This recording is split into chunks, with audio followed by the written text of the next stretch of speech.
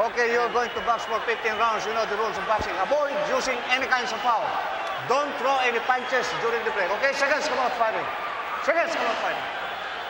Marvin Hagler, of course, does not shake hands before a fight. It is not any kind of a hostility. It is just merely the way he does business. There are some similarities between these two, incidentally, oddly enough. They're both from medium-sized towns. Hagler from Brockton by way of Newark. Sibson from Leicester, England. Both were hod carriers in the early days. Both turned pro at the earliest age that they possibly could. They both raise animals. Hagler raises pigeons. Sibson raises dogs. They both beat Alan Minter handily. Both were southpaws, and of course Hagler still is, although he can go both ways. First round. Quick jab by Hagler. You will see a great deal of boxing skill from Marvin, up until he's able to hurt Sibson, and then he'll get very mean and start taking advantage of it. Hagler very sharp early on here. Marvin Hagler not one to waste a lot of punches. Hagler very much up-tempo early in the round. What's going to be a factor in this fight, Barry, is the fact that Marvin Hagler has a very good right jab, very powerful. It sets his man up so well. Two good shots from Hagler snapped the head of Tony Sibson back there. Sibson, tough customer. Sibson beat Dwight Davidson by getting inside and keeping his head on Davidson's chest. However, Davidson is 6'1". Marvin Hagler considerably shorter. It'll be much more difficult for Tony Sibson to fight the fight against Marvin Hagler that he fought against Dwight Davidson, the #1 contender at the time. You notice that combination thrown by Marvin Hagler. Double right jab and come with the left, straight left hand. Those are the type of combinations that's going to do a great deal of damage to Tony Sibson.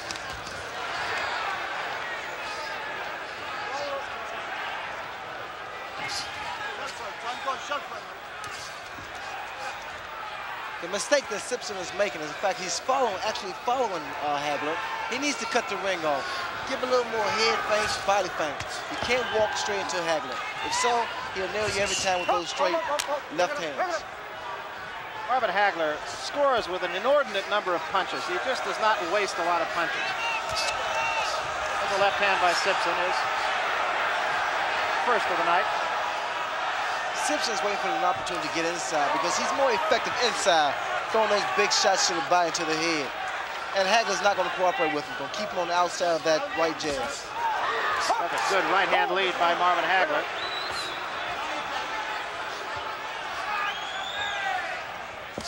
Hagler will go from southpaw to righty. He's not done yet tonight, but he will do it at some point. Sibson has fought 15 southpaws, so this is nothing new to him. You see there, Sibson went to the body. Inside, once again, he's very, very strong.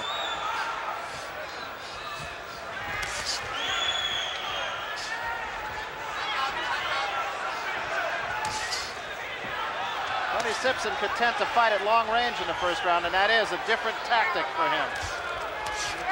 Another good thing, if Sibson can maintain this pace, this is a very fast pace for any fighter. And if he can maintain this and score some punches, you might see a change. Well, Mickey Duff, the British promoter, has said in no uncertain terms that Tony Sibson is the best one-punch middleweight that he's ever seen. Very much of an up-tempo first round, and we'll see if that pace continues here in round 2. Hagler was sharp, and Sibson took it all. Sibson not likely to cut. He's only been cut once, and that was just a minor cut over the bridge of his nose. Never been cut around the eyes. For Hagler, again, that jab is going to be a factor in this fight. Keeping Sibson outside in the center of the ring. Against the ropes, then you're giving Sibson a chance. Sibson trying to get inside a little bit more early in the second round. Hagler still very sharp.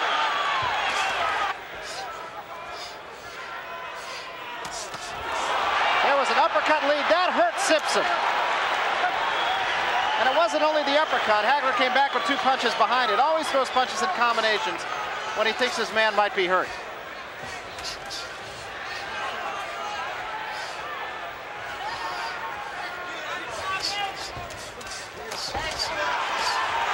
Sibson with a good uppercut.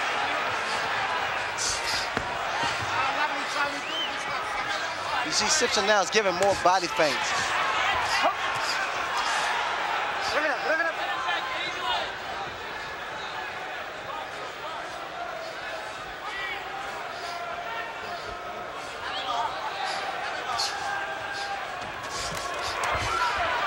Hagler lunging just a little bit off balance that time. Sibson, I noticed he has very good movement, very good balance. In fact, when Hagler comes in, he backs away. But one thing, keep in mind, Sibson maintains his balance and comes back.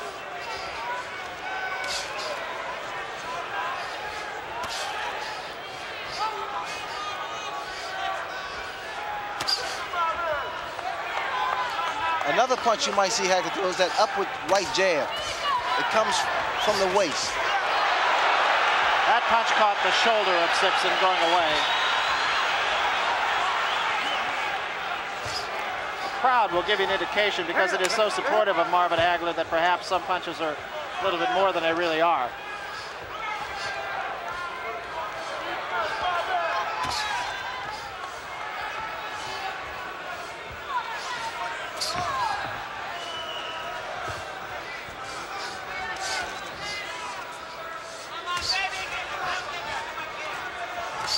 With a fighter like Sibson, you have to be able to box and punch, because it's very difficult to just walk in there and start punching, exchanging blows.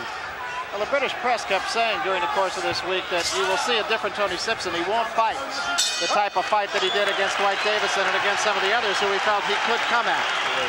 One thing that Sibson is doing too much is assuming that British attitude of having his head too straight and too high on too many occasions.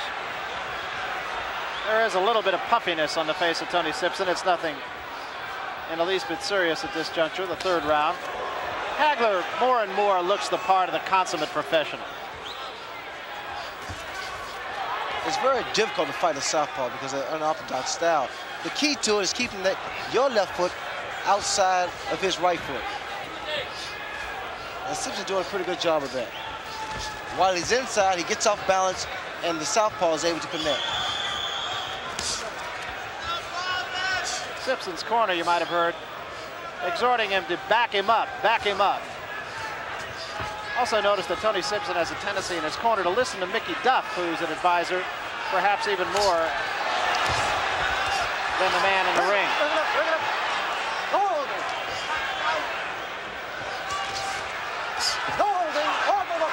Sibson's really rough inside, bro. He gets inside and he tries to outmuscle his opponent. But you know, it's Hagler. He doesn't want to exchange. He'll tie his man up, back away, and start boxing again.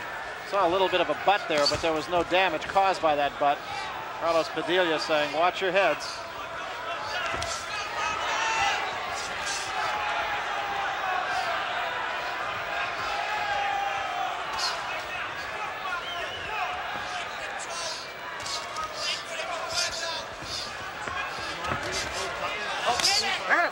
That's that right jab I was talking about, bro. It comes up. It's very effective. He tried again, but Sibson was ready for it. Still a very quick tempo to this fight. Hold it, hold it, hold it. Bring it up.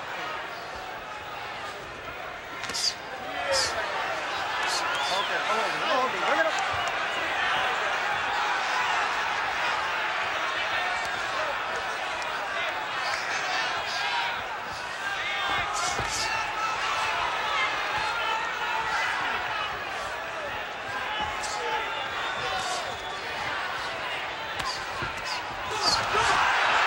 Hagler making Sibson chase him. And getting inside, scoring with a good left hand. It came behind an uppercut.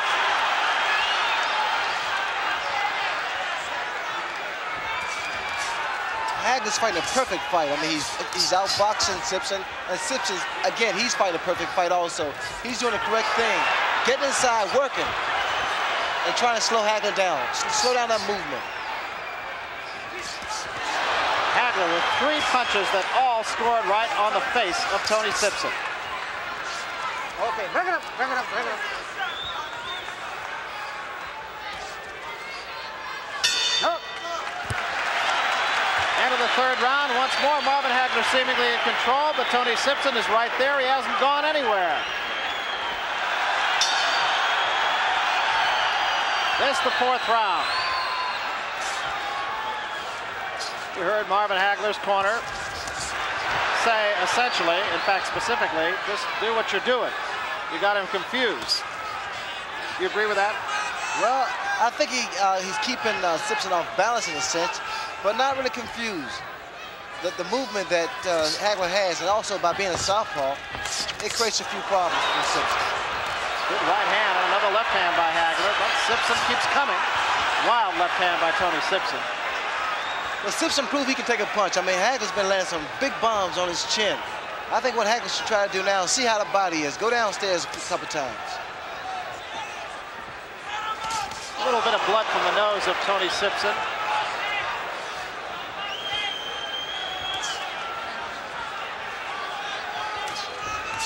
Hold it, bring it up, bring it up. Hagler always seems to fight a thinking man's fight. This is no exception. Short right hand. Well, you notice now, Hagler's fighting orthodox. He's fighting the correct way. Now he's back to southpaw.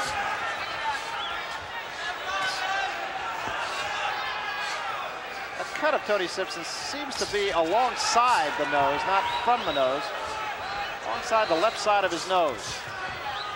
Hagler works on it, too. There's that jab you were talking about. That right jab of Hagler is very, very powerful.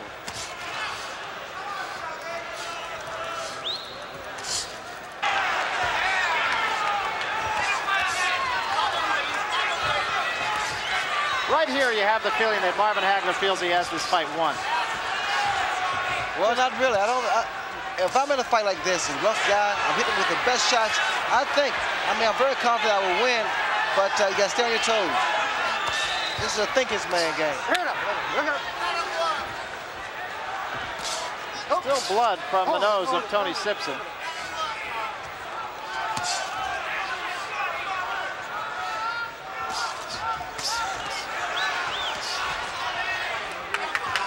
That was a good body shot by Tony Sibson. He went to the head with the left hook and came back with a good left hook to the body.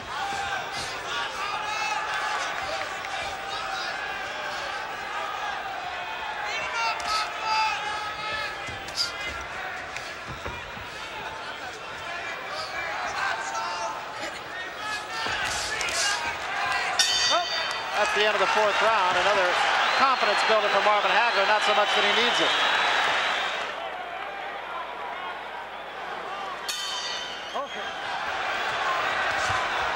Hagler comes right out, winging with the right hand, missed with it.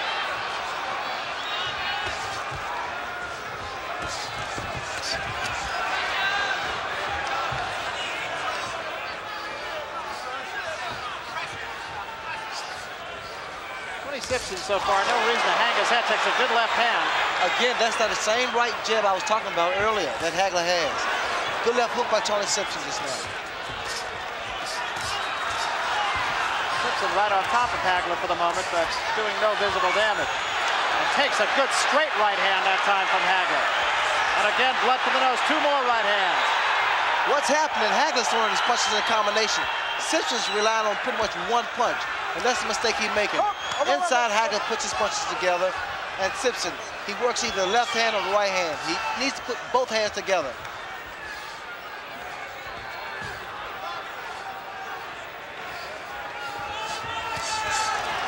And again, Hagler dusts him with that right hand.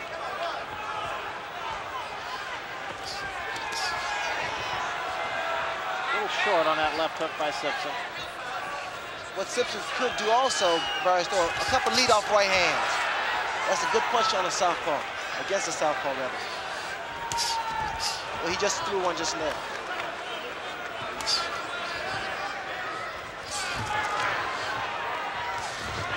And again, that snapping right hand jab by Marvin Hagler. Bring it up, bring it up. Hold it, no hold it. Bring it up, bring it up.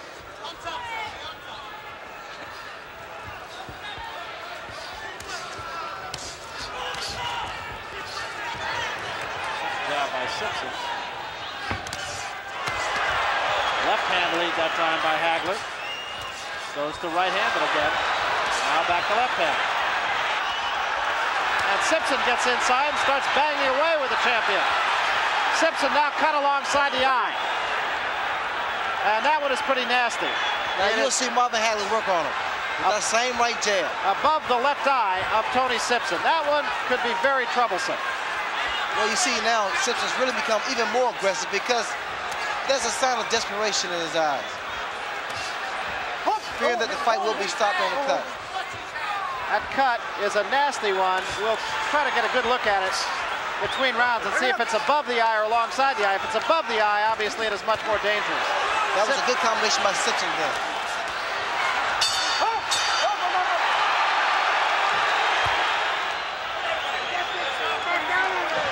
The eye is very swollen in addition to being cut. Almost certainly will close before too long. Marvin Hagler goes right for it. What a boxing exhibition you're seeing from the champion tonight. Hagler to me, Ray, just seems to be getting better with every fight. Oh yes, he's more experienced and I mean he is a ring generalship. He has all of that. He knows the ring, he knows how to use it. He knows how to use his hands, the body, the head. He's an all-around fighter. It's only now that he's really starting to be recognized for being the fighter that he is. As a matter of fact, back in 1973, Joe Frazier said to him, "You got 3 strikes against you. You're a southpaw, you're black, and you're good." And there is a booming left hand behind a right hand by Marvin Hagler. Well, those 3 strikes seem to be turned into a home run right now. Well, those 3 strikes have become motivating factors for Hagler because, again, he's a very proud champion, and to try to take his title away from him is like trying to take a little puppy from a dog. Another good jolting left hand, and now there is blood apparently from the bridge of the nose right up alongside that left eye. The left eye of Sibson started to give him a lot of trouble because the blood now is starting to soak into his eyes and blur his vision. Carlos Padilla takes a good look at that. There is a cut along, seems to be right at the bridge of the nose, and combinations of punches by Hagler. Sibson fights back. Hagler tags him with a right, and another right behind an uppercut. Hagler right back on his man now, sensing that he has him hurt. And down goes Tony Sibson.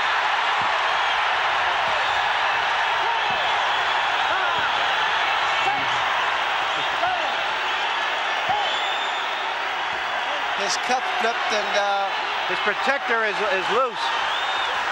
And Carlos Padilla should step in here and try to fix the equipment. Sibson right on Marvin Hagler once again. Still plenty of time left in this round. Hagler trying to finish it off right here. A jolting right hand, a looping right hand by Hagler. And another. Sibson stands toe-to-toe. He's down, and this should be it. Padilla sends him to the neutral corner. Sibson is on his feet. This would be to make a great understatement. It would be an understatement. Marvin Hagler, marvelous Marvin Hagler, he showed so much of boxing techniques that I'm quite sure those that the opponents that are looking at him now are a bit intimidated. Tony Sibson was dead game, no question about that. Did everything he could. Well, Tony Sibson deserves a lot of credit. I mean, he fought like the heart of a lion, but it was just too little for Hagler. Hagler just had too much artillery for him. 2 minutes and 40 seconds of the 6th round. Not yet official, but it's really a moot point at this juncture. Marvin Hagler on the arms of the Petronelli brothers. And here's another look at it, Ray. This is the first knockdown. Well, Hagler here, he's on the attack, and Sibson's still a little dazed from that early barrage of punches. And fatigue and the attack, the accumulation of punches that he received from Marvin Hagler. And that put Tony Sibson on the seat of his pants. Here's a shot from great camera angle up above, and it just gives you a good idea of just how on balance Marvin Hagler is. Well, here you can appreciate the punching power of Marvin Hagler as he attempts, he connects with that left hook to the top of the head of Tony Sibson. And you saw him get that left foot back before he threw the punch on HBO, and I think it's a fair statement to make that Tony Sibson might have been the toughest customer in there with Marvin Hagler. And see, that's the reason why guys, boxing careers knock the opponents that Hagler fight.